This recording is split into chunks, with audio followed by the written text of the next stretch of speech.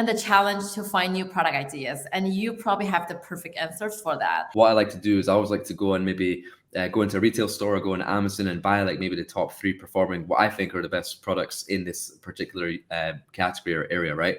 And then I like to use the product myself because I'm very hands-on, because I'm a product developer.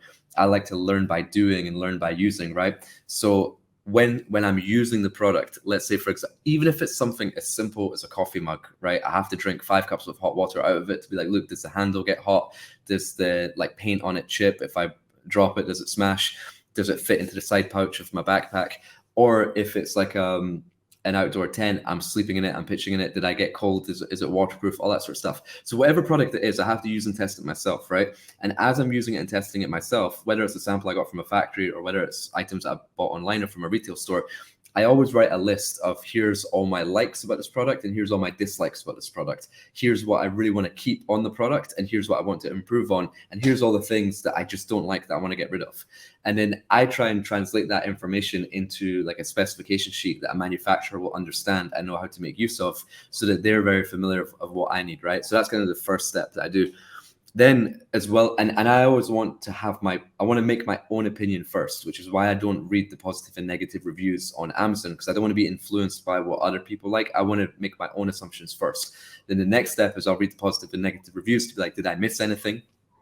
Or are other people also having the same issues as me? And then another quick hack I like to do is I like to go into the retail stores, right? So like, let's say we're selecting anything auto parts, right? I would go into a auto parts store, right? And then whatever product it is that I'm looking at developing, I'll just look at the best-selling items on the shelf and I'll ask for help from someone who works in the store to be like, hey, I'm thinking about buying these tires, or I'm thinking about buying these like covers to go over the car at night when it's like cold weather or whatever, so it doesn't get damaged by rain. Which ones are the best performing? Like which ones do you think will last the longest? Out of interest, which ones have had the most returns? And like you'll be surprised how much knowledge a person who works in a store has on that product, because they've dealt with all the customer questions, they've used the product themselves, they've dealt with all the returns, and they might be like, hey, you know what, just stay away from this brand because they've always had issues with this, the stitching always comes loose. And you're like, oh, good note, right? I'll make sure the stitching is solid. I'm going to double stitch that bit. So you can learn a lot from just asking questions to the people which work in retail stores.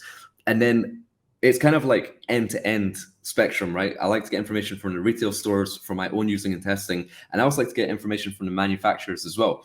Because let's say it's a manufacturer I've worked with before, I would ask them, hey, like what new items are you working on? Like, because we're product developers, but so are manufacturers. They have to keep innovating. They're making this product every day for loads of different brands all over the world. So they have to constantly come up with new ideas as well. And they know you're a customer because you've been placing business to them. So I'm like, look, I want to increase my business with you. I want to be ordering more units. I want to be selling more units next year. What are you guys working on? What do you guys suggest? Like, how do we make this product a little bit tougher? How do we make it lighter? How do we make it more waterproof? Whatever it may be. And they're like, oh, by the way, well, you know what? We're trying out this new material, and you know, it's like really water resistant. It's really light. It doesn't have that much thick coating on it. It can pack really light. And so I get a lot of ideas off them as well. And then the other thing as well is that if your manufacturer is like international, like exporting to a lot of different countries, I would just ask them randomly, hey, by the way, what's working in the Brazil market? What are you exporting to Germany these days? What's happening in Japan? How many customers have you got there? Where are they buying these days? And they'll give you insights into what other countries are buying as well. Because sometimes before a trend pops off in our own country, it's already popped off in another country. So if they say, you know what, we've got this customer from Germany, which has just got this like really weird pattern on their product, but they're just selling like crazy. I was like, oh, cool. Can I see the pattern? By the way, I don't want to copy the pattern. I just want to get an idea so I can develop my own version of that. And they're like, okay, cool. Yeah, no worries. And they're very, very open to sharing information with you, so long as you're like an existing customer, because they know you're going to place business. So, and the final thing I would say, which I've only started using recently, is that like ChatGPT is like the buzzword right now, right?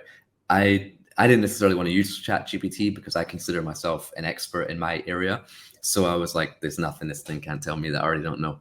So anyway, I type in, go to ChatGPT. I picked a random product and I was like, hey, give me 5 new product innovations for the electric microwave that have never been done before. And then it gave me 5 brand new ideas. And I'm like, wow, this is crazy. So like you can take ideas that it gives you and then you can turn that into a spec sheet and then you can pass that on to your suppliers.